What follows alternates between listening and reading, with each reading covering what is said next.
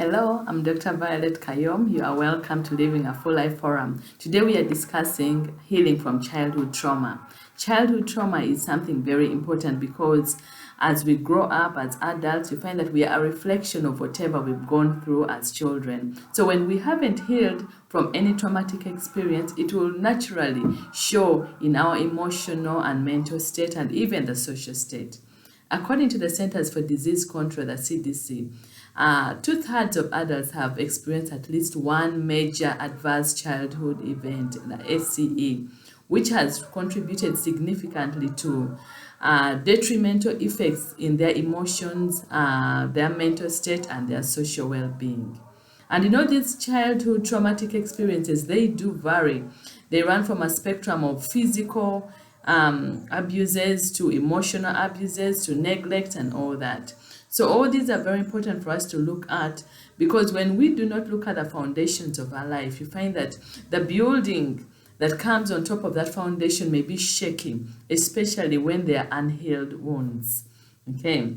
So we'll divide it into three parts. We'll look at the common causes of childhood trauma, and of course how a child is able to process the traumatic event, then the effects it has on us, and then how we can mitigate these effects as we grow up. Okay, so what are some of the examples of childhood traumatic experiences? That as we look at this, it's important that you reflect back in your life, because eventually you acknowledging the fact that you've gone through trauma and being able to identify those areas is what is going to help you in coming out of any experience. Because sometimes you may not even know that actually that was a traumatic experience that may be pulling you back. Because these traumatic experiences in childhood, they are like chains that hold us back. As we want to move forward, we find that they are painful events that hold us back. And so we may not really grow as we ought to. So many children go through physical abuse. So they may come from families or grow up in settings where they're being physically abused, where the punishment they're receiving is way beyond the wrong they have done. Because children have to be punished within limits, that will encourage them to learn and not just destroy them emotionally or physically. Some children have gone through sexual assault. You may look back and you could have experienced that. That leaves a big wound. Okay, and some of the sexual assault may not be the overt, experience, but also exposure to pornography at an early age, or exposure to the physical sexual activity of adults. I remember a friend discussing how her two children were exposed to that by the house help and the shamba boy. And so she wondered why the children were behaving in an abnormal way, but it was because they had had that exposure. That is extremely traumatic. Some people have faced all kinds of emotional and physical neglect.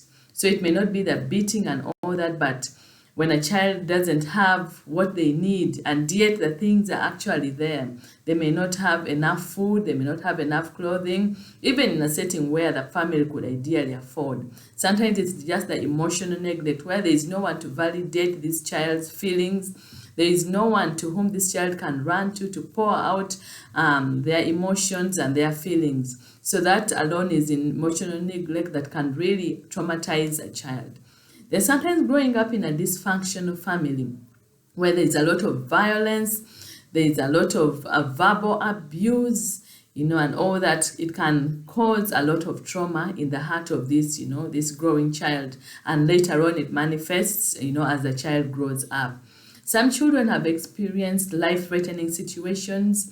For instance, when there's a major disaster, an earthquake, where they've seen people dying, people being in helpless situations, or where there is a war situation, people are being killed. That is very traumatic. Okay, where they've experienced grief or loss of a loved one, and they question a lot. They do a lot of questioning, and so this really traumatizes the child. Now, what is it about childhood trauma, and its effects in us? The reason why childhood trauma has a lot of effects in the adult is because when a child is undergoing these traumatic experiences, they do not actually know how to process it in a good way. Okay, so most of these experiences are processed in a primitive way. So there's some form of dysfunction and poorly developed mechanism for processing these emotions. Okay, so children look at situations in a black and white state, that something is either right or wrong. There's nothing in between. That may be it may be wrong, but it may be because of this, or this may be right, however. So it is just black and white. So many times they carry a lot of blames on themselves. For instance, when there's marital separation or divorce, the children may actually think they are the cause of this. They may not look at the parents' issues, but they think they're the ones who are to blame for this, and so they'll carry on that blame, all through their life. So when they process it poorly like that, you find that it becomes like an unhealed wound, and so they cover it up, in the subconscious. And as we grow up, when we've gone through these traumatic experiences, you find that now we get many other coping mechanisms and many other distractions to take us away from the pain. So some people become extremely super achievers. They work so hard at their career or at their business and all that as a cover up, and that becomes a layer of achievement to cover up that wound. Then other people become extremely social. They have all this social network, they have all these friends around them, and they're doing it not because they really want to, but because they're trying to cover up some pain that is underneath. Some people instead go into isolation. They keep themselves away from the crowds, and all that. So that is also a wrong coping mechanism. So there are all these layers we add on to being extremely either aggressive or being extremely withdrawn. And these are all coping mechanisms. Now the problem is that doesn't solve the pain. It doesn't remove the pain as long as the pain has not yet been faced. So because of this, it ends up exploding into so many erratic, emotions as we grow up. And so now we look briefly at some of the issues with childhood trauma that manifest in our adult life. Number one, mental illnesses. Most mental illnesses, especially the likes of depression, bipolar affective disorder, and then mania, suicidal tendencies, schizophrenia, all these have been found to have associations with childhood trauma. So when a wound is not healed early, an emotional wound in a child, it can easily manifest into depression and all that. Yes, so that is why we really have to look at this topic closely. The second is we end up having problems forming social relations. So there are poor social relations because of the pain, you find it very difficult to trust, or other people go to the other extreme of becoming codependent. They are extremely dependent on other people, and they don't seem to be able to move on their own. They can't make their own decisions. So that is also something very difficult. Then other people become extremely rebellious. They become controlling and manipulative. And then when they get married, you find that there are issues in family because everyone in marriage comes with their own package. So if you have a set of unhealed wounds, you find that you will always keep reflecting whatever you've gone through in life onto that relationship. And you may think that someone is taking you for granted even when they are not. So that has led to a lot of divorce and marital separation, which even ends up worsening the whole problem, exposing the young children in that family to even further trauma. And then it becomes a vicious cycle going on and on and on. Okay. Then sometimes it actually affects our career because people who have had childhood trauma, which is unhealed, end up having difficulty forming relations even at work. They may not be very obedient to authority. They want to have these rebellious tendencies because they think everyone is taking them for granted. Sometimes they sink very low with low self-esteem, and so they expose themselves with more abuse. There's a way in which trauma seems to attract more trauma if it hasn't been healed. It's just like when you have a wound and there are flies. the flies come, more and more flies come in. So when the wound is not healed, you seem to attract the wrong people around you. So that can actually affect your career growth. So they end up having poor relationships at work, they can't obey authority, and all that is because they're having pain in the past which hasn't been attended to. Other issues are disruptive behaviors. So some coping mechanisms are really bad, and people go into all kinds of substance abuse, extreme use of alcohol and other drugs. And that is detrimental to not only their emotional health, but also the physical health. Then some people develop disease. High blood pressure and diabetes has strongly been associated with chronic stress.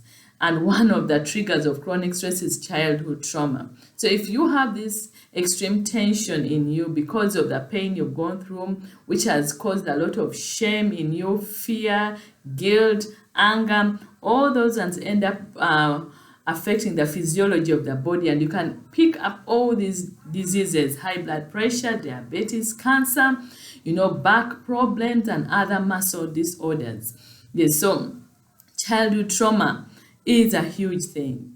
Other things are just your day-to-day emotional stability.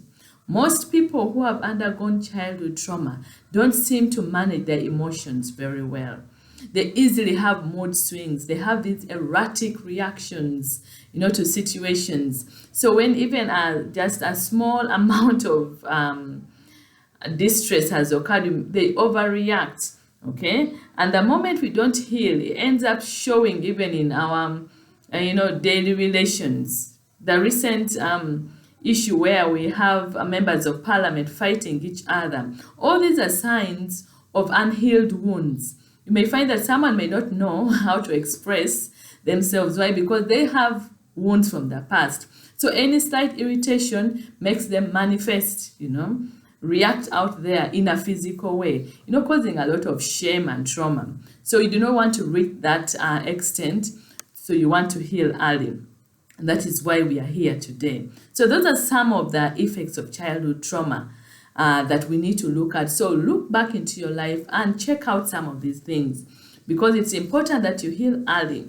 At the moment we do not know how to manage our own emotions well and our mental state, it is difficult for us to influence the world. No one wants a leader who is out there fighting everyone and displaying their emotions all over the place. Everyone wants someone who is stable, because everyone is in pain to some degree. So they need somebody who is emotionally stable. And you don't want to be in that state where you're always erratic and irritating people. Okay, so we're going to go through some 5 tips of the process by which we can now start our healing. I do understand that we have all gone through diverse situations. So some have gone really through extreme traumas that may not just go away with only, the self-care that we are going to receive today. So you may actually need a therapist, you may need a psychologist, a psychiatrist to help you out.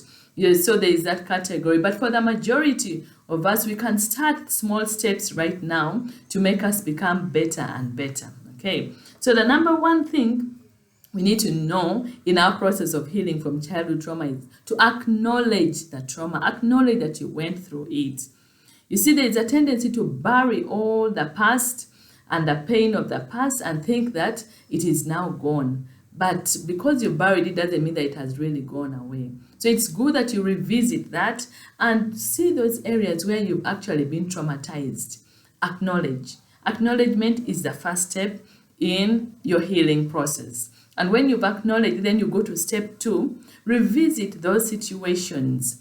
Revisit and relive them. The importance of reliving those situations is just like I always say, it's like the pain in the past is like an abscess, a pocket of pus under your skin. So when you come to me with an abscess, what I do as a doctor is to make a cut and remove the pus, flush out the pus, and clean the area. And it's extremely painful. That process is very painful.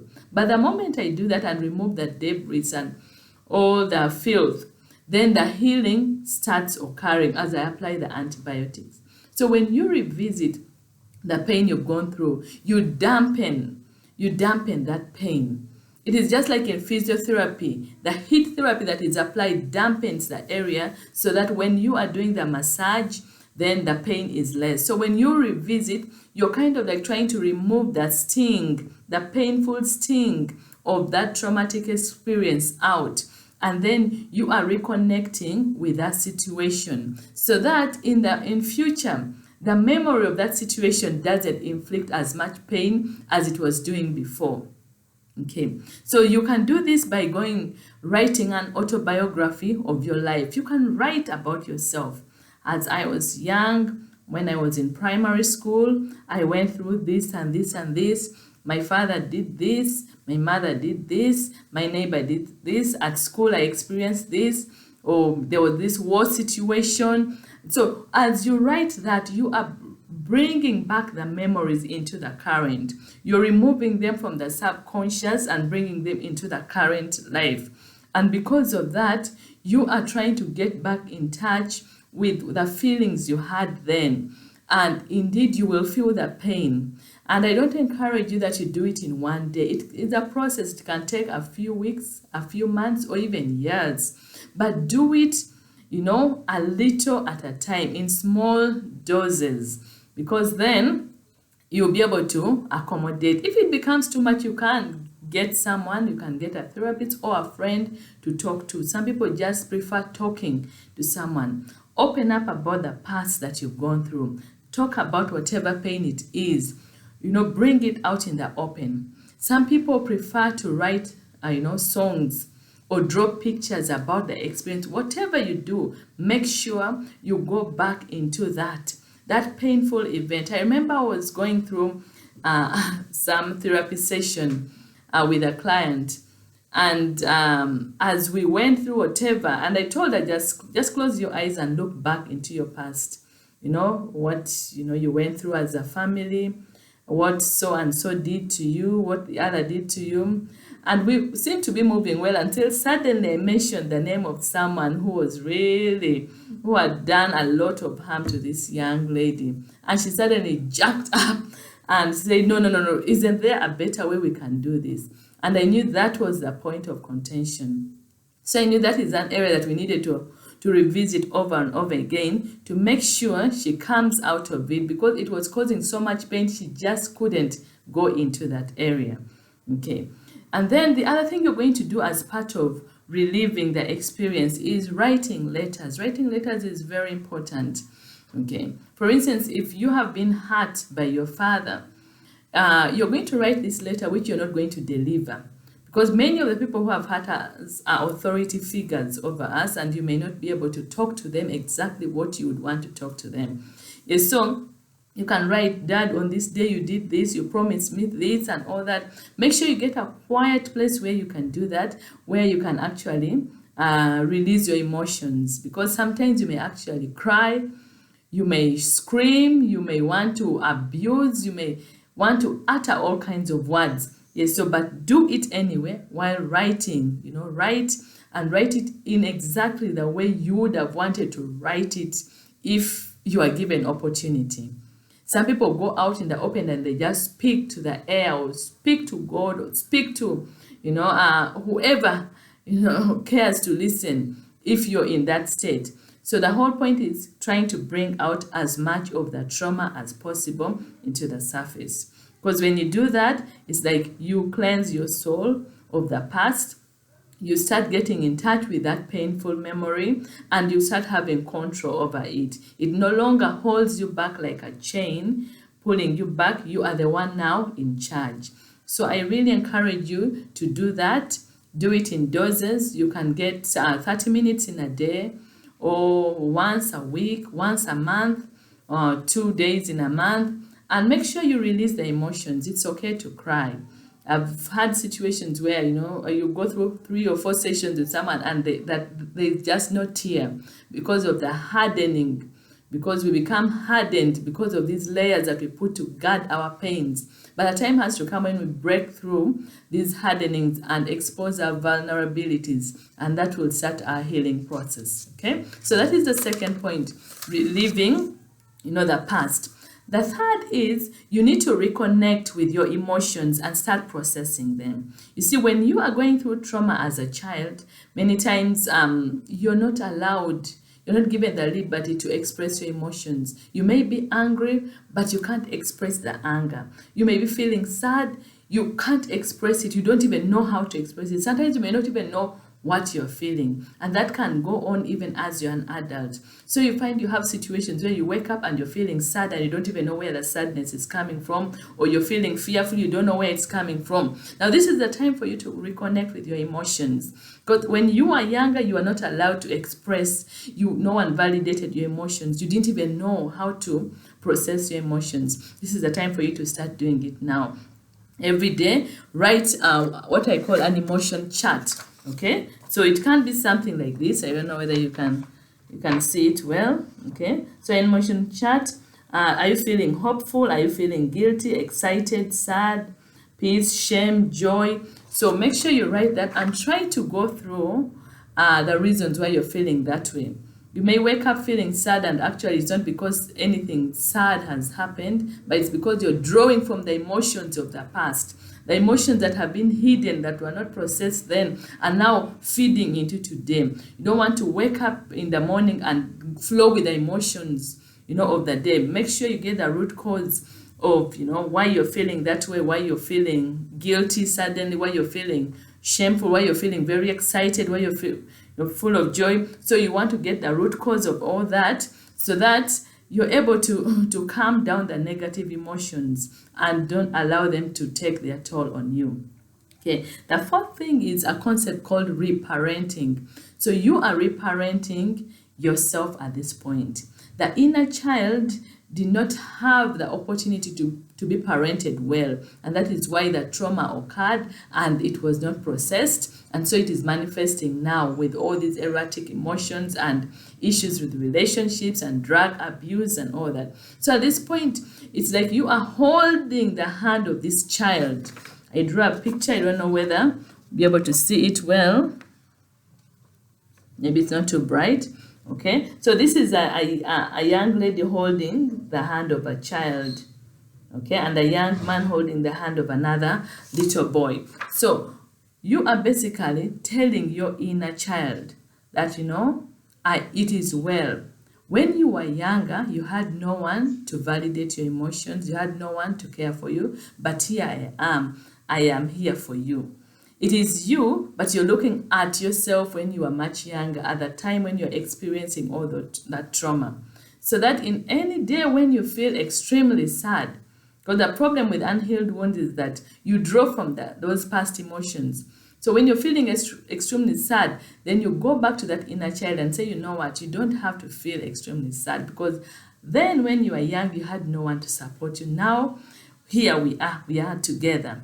We are moving this journey together, and I'm here to protect you. So nothing is going to harm you. When you start feeling guilty, then you relieve that emotion and hold the hand of this inner child. You don't have to feel guilty. When you are younger, you are blamed for everything, and you took on yourself, all the faults of the world. But right now you don't have to. And so you are trying to bring up this child and encourage. Now that one, it reconnects you with that inner child in you and starts cutting off these erratic emotions that seem to have their control over you. I know we'll have more time to discuss the reparenting concept, because it's extremely important, in healing from childhood trauma and in our adult stability.